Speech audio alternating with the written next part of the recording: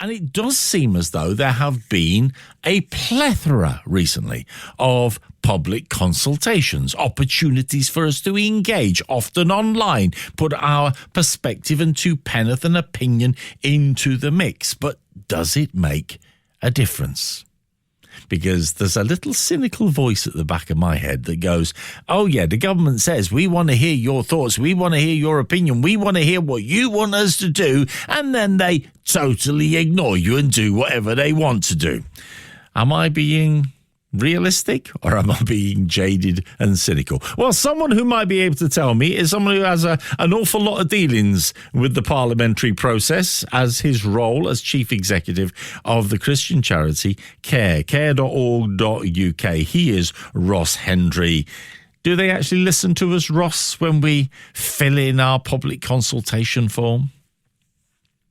More often than you think, Paul. So, woe be it for me to call you a complete cynic. I completely understand your perspective because, to be honest, if I'm really frank, there will be times when the government is just wanting to justify what it thinks it wants to do already.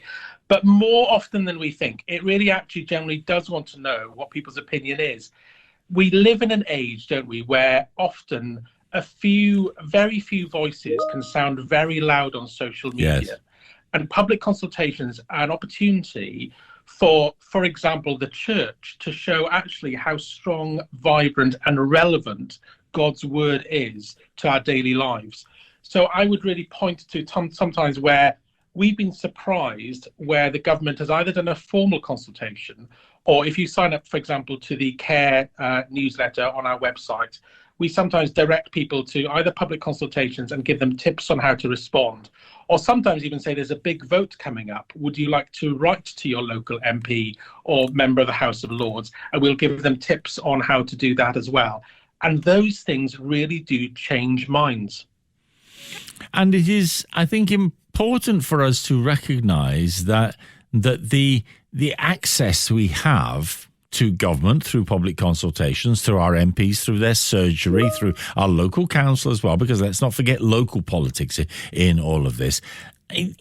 Especially when we're heading, again, I sound jaded and cynical, but I think especially when we're heading towards election time, it is probably the case that most politicians are a little more attentive when the prospect of the ballot box looms on the horizon. That's right. And let's take advantage of it. Let's go, let's make the use of the opportunity.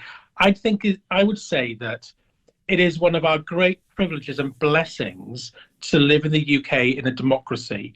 And when we think about our responsibility of living in a democracy as citizens of heaven, but also citizens of the UK, democracy is not a once in a 5-year activity. Or an act. It's an ongoing responsibility. So vote in the general election in a way that is thoughtful, but also respond to opportunities where the government is asking for your views, but also on the back of that, build relationships. So get in touch with your MP. It's been really moving for me to see non-Christian MPs, when you go into their office in Parliament, sometimes they've got a card up on their pin board, and it's from a Christian who's sent a word of encouragement to them. And that can open the door to have a conversation that leads them to have changed their mind, or at least understand God's word in a better way.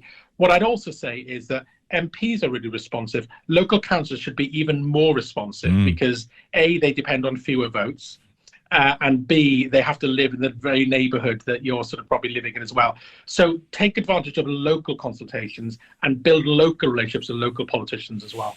And when these consultations come round, and a lot of them, as I said, are online now, so it does make it very easy to engage with them.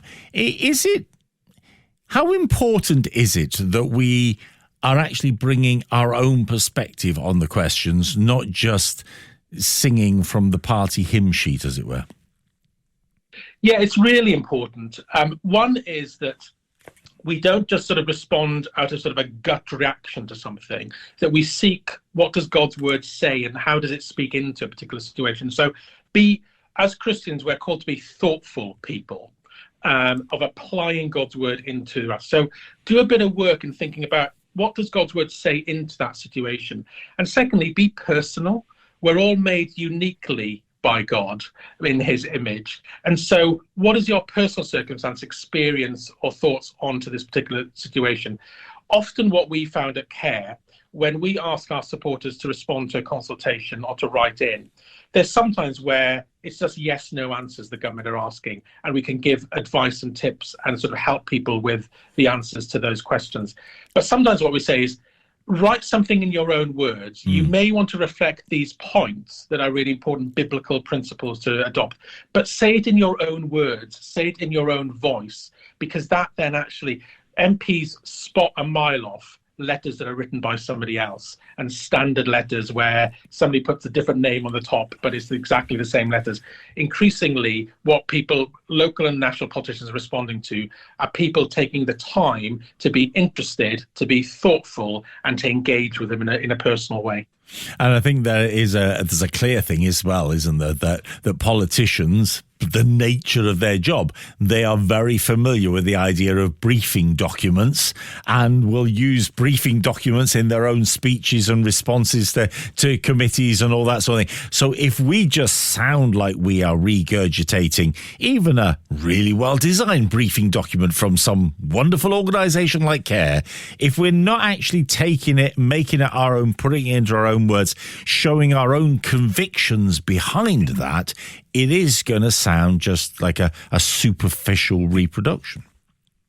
That's absolutely right, Paul. I mean, MPs and local politicians are people at the end of the day, Andrew, and we know how we respond to just generic mail that is sent to us.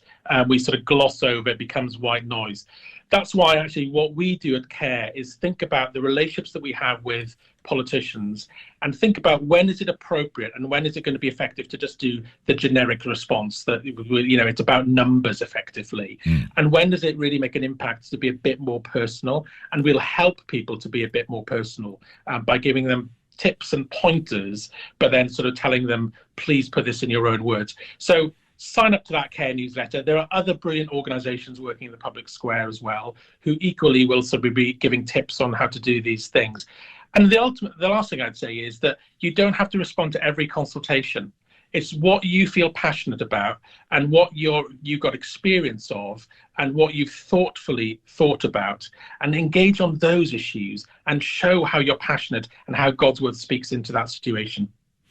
So where can we find out more? I mean, you mentioned the newsletter that you guys run, and that obviously keeps us appraised of consultations. How can we get hold of that then? How can we sign up for that?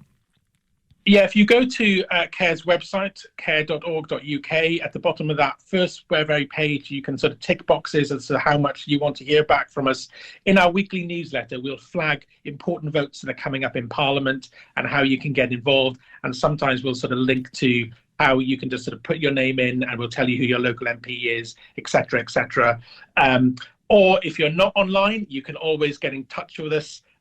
Maybe look us up. Our address is 53 Romney Street in London. There are lots of people who actually don't want to be involved in online stuff, and we'll send prayer diaries to them, and we'll get in touch with you by letter and snail mail to let you know the important things that are coming up as well. Yeah, so care.org.uk will give you all those details, including